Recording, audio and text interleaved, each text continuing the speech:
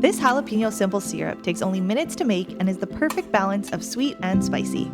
It makes delicious restaurant-quality cocktails at home, like spicy pineapple margaritas or strawberry jalapeno margs. So do yourself a favor and make a batch of this jalapeno syrup for the fridge. You only need 3 ingredients. Add sugar, fresh jalapeno peppers, and water to a pot. Warm until the sugar is dissolved and the peppers are bright green, about 5 minutes. Then drain the mixture into a clean jar or container and refrigerate. Our recipe calls for draining the jalapenos from the syrup after simmering. Other methods might say to keep the peppers in the syrup. The problem with this is the peppers will continue to steep. The syrup you use today would taste different than a week from now, and we simply prefer to know what we're getting. So next time you're craving a refreshing cocktail, start with this Jalapeno Simple Syrup.